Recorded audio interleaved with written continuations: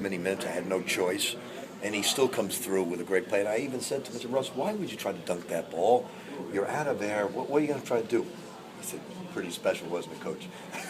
And he just responds. I said this to the media inside. I've been coaching the pros 8 years.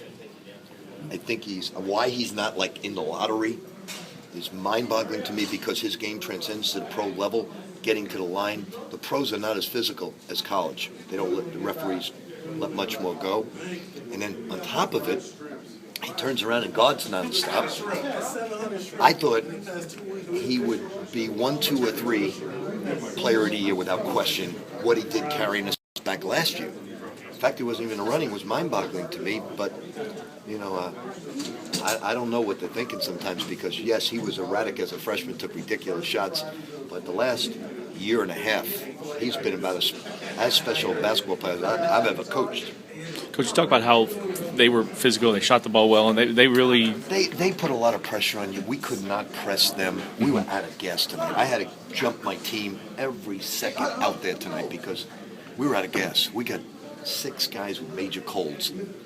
On top of that, I think they're one of the best teams we played all year. Without question, they're one of the best coach teams I've seen.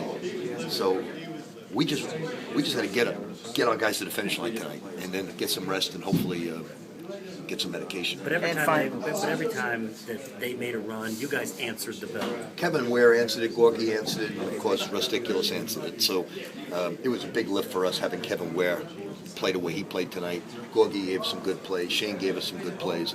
So we did answer it against a very good basketball team. I've been sick for 2 days over Oregon. Oregon can really play, and they have the quickness we have at the 1, 2, and 3 spot.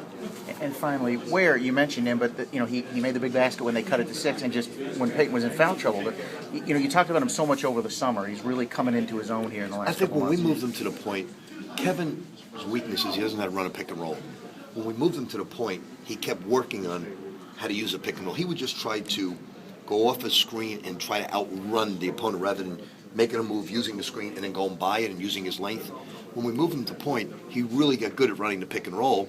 And then we tried to tell him to stop pulling up 12 feet and taking a jump shot, probe the lane, and get to the rim with your length. And he's made that adjustment as well, so I'm real proud of him.